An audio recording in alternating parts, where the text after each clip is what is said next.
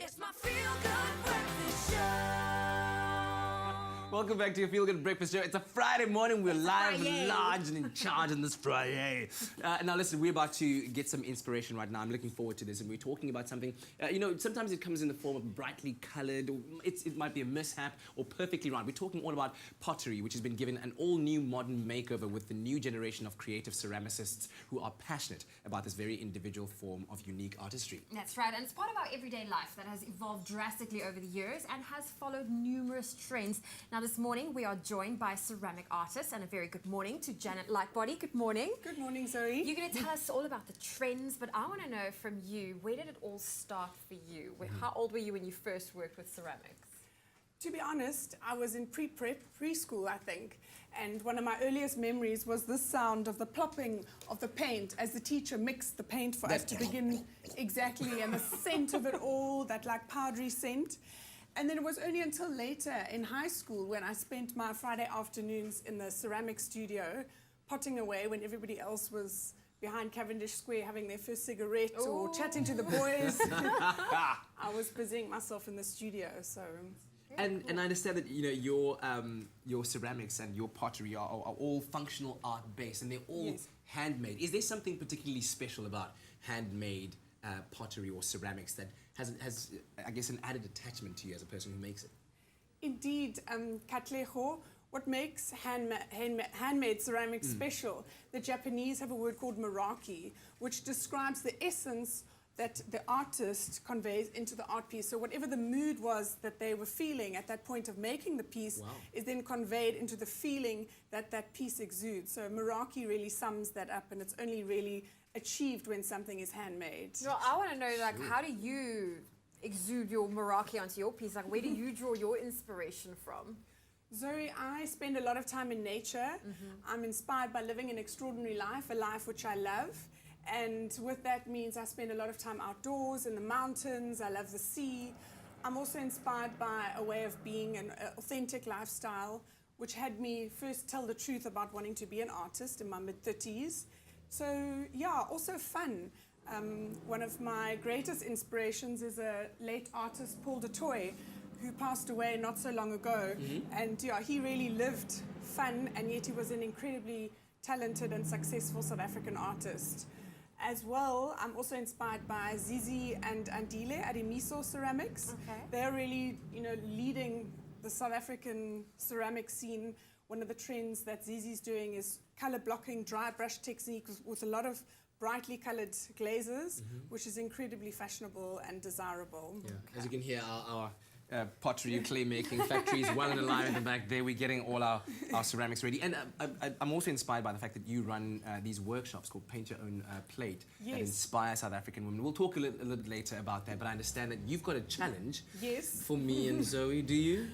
I certainly do. So each of you has got a platter, a blank canvas. Okay. I believe both of you have recently returned from an overseas trip abroad. Yes. Turkey and Maldives. Yes. Katlego. So what I thought is I chose primary colors in keeping with Paul du Toit's kind of what we've come to know him by, and use your trip as your inspiration. We're going to play and experiment, and then we're going to finish off with a very exciting gold. And I'll tell you a little bit more about the significance of the gold in the ceramics that we do later. I'm looking forward to that. Well, listen, I tried my hand in DIY, getting creative in decorating or maybe adding some personality to ordinary mugs, but check it out. It's my feel-good breakfast show. Ek breek nou alles hier so, sorry. Sorry, Janet. Oh, hi guys, welcome back. Back? I'm still trying to figure out what I'm supposed to be painting. I'm still on the rough drawing scale. I don't know. Is this how it usually happens at Paint Your Own Plate? It's perfect, exactly. So we start with the pencil, your own plate. just to give you some perspective, and it burns away because we're going to be firing these plates to 1,140 degrees Celsius. Yes. That lead pencil will burn away and become invisible. Okay, so we don't have to be scared to draw. No, paint out of the lines as well. But it doesn't seem like Kat's planning on painting. No. You see, good preparation, Zoe. It's all about good preparation, okay? Timing's of the essence. Okay. Sorry. Janet, tell us more about the classes you offer. Okay. Zoe, they're more of a guided session. They're wonderful opportunities to break away, enjoy free play. I really pamper the participants. The groups are between 6 and 10. And you come along to the studio, we set the mood with some really cool music, depending on what your theme is. If it's a, team build or kitchen tea, or just we've even had some couples evenings, and each person gets a large platter just like the one you have. Yeah. And they enjoy painting, have a few snacks, a glass of wine or two. And Where's then the wine? Who's taking? Breakfast, mimosas.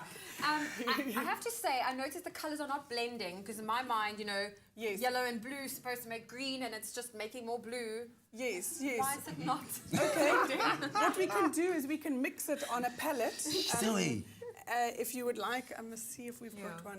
Oh, no, lying it's around here fine. to mix some colours. Okay. But what are some of the painting techniques that you perhaps want to show us? Because Kat's getting very artistic with weight. It's all just about the Meraki, Zoe. It's the Meraki in me that is doing its thing. Okay. The love, Trying to make feeling the green. love.